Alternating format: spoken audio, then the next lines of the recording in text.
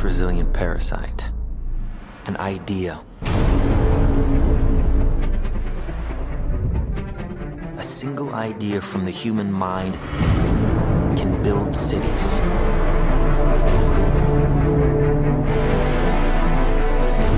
An idea can transform the world and rewrite all the rules. Which is why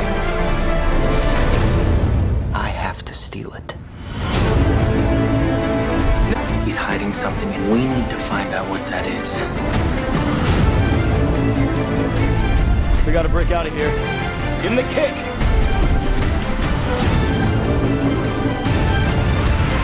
This was not a part of the plan! Wake me up!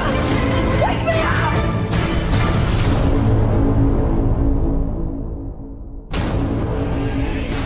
I know we have still not shattered that highest and hardest glass ceiling, but someday someone will, and hopefully sooner than we might think.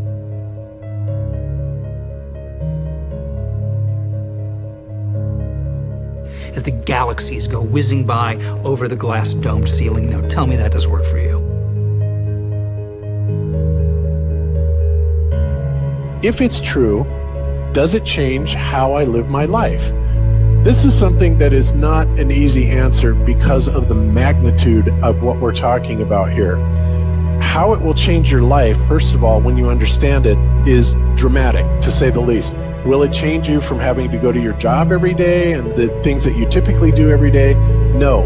But when this knowledge becomes more mainstream and these agencies are starting to be held accountable, and you understand that they're all participating in this, not just the United States government, not just NASA, but China, Russia, India, all of them have space programs. They all have the same symbolism. They're all doing the exact same thing to their citizenry. And the first thing you have to understand about this is that the deception goes all the way to the top. And when I say all the way to the top, you have to kind of get rid of the notion that the people at the very highest levels are working together.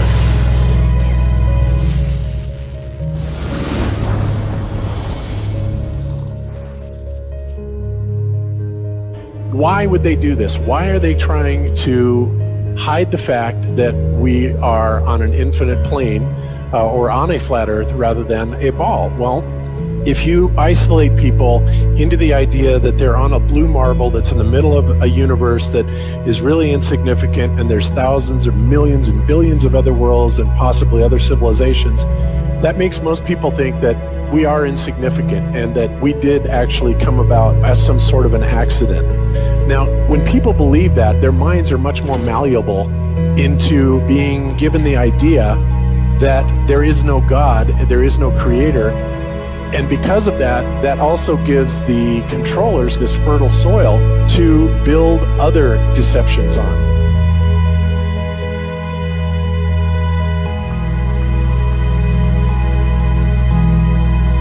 Why do you think that Truman has never come close to discovering the true nature of his world until now? We accept the reality of the world with which we're presented. It's as simple as that.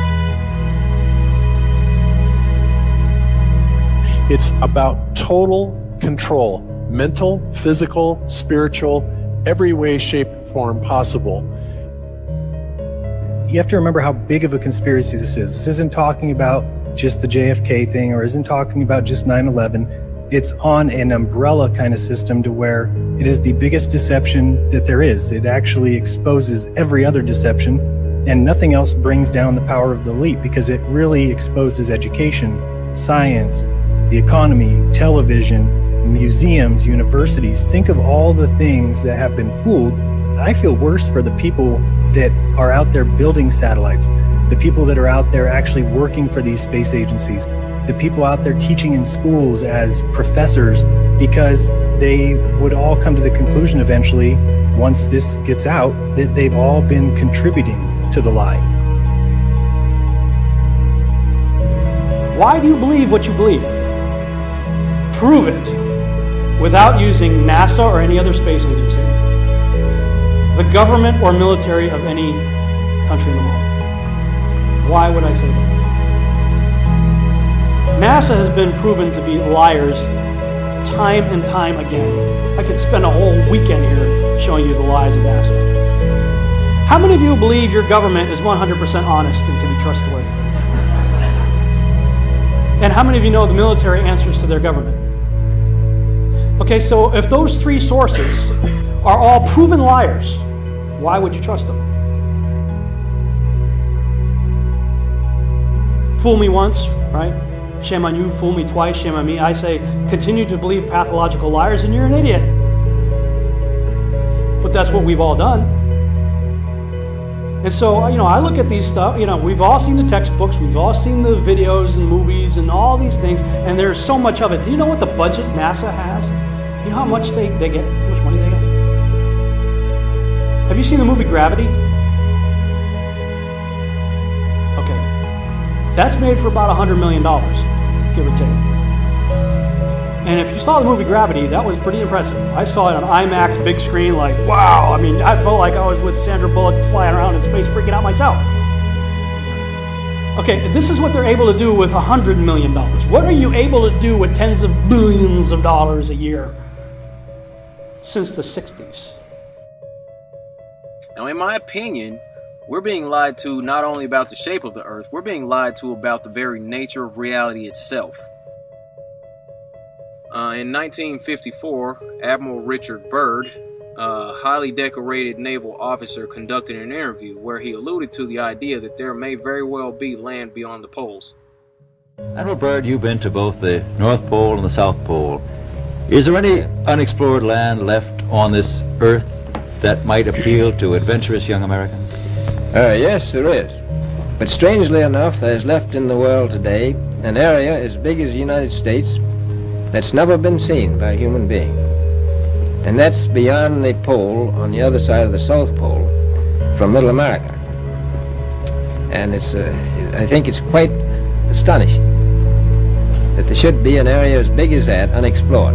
That's a tremendous So challenge. there's a lot of adventure left down at the bottom of the world. Well, Admiral, do you hope to see that? We don't know. That's the big problem. We don't know where we are. Okay? That's what we're all trying to figure out here. But there is the Antarctic Treaty where, 53 or so nations have signed saying that no one's going to lay claim to Antarctica and that there are massive restrictions for travel there. You can't just get up and go to Antarctica on your own. You have to have a tour guide with you, and there are only certain entry points, and there are limits on where you can go search. Personally, I think the unconquered South face is the only one worth scaling. It's a 20,000-foot sheer wall of ice, but that's never stopped me before.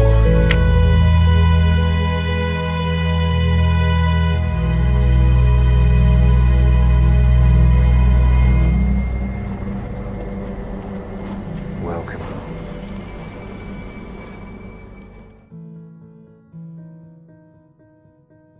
No, I just want to stand on top of the wall and piss off the edge of the world.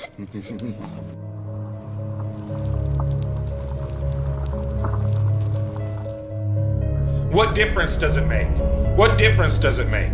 Yeah, that's their favorite line. Got a lot of people, what difference does it make? You can't figure out what difference it makes? If you can't figure out what difference it makes that the people running your world have lying to you over and over your whole life, if you can't figure out that someone lying to you is trying to control you, suppressing of information, of knowledge, is control. Deception of information and knowledge is a form of control. So what difference does it make? It makes a big difference, because once they start omitting information or lying about information about where you live, they're doing it to control you, period. Why am I having to explain this to critical thinkers in the truth movement? The way you control billions of people is to keep them divided and fighting each other.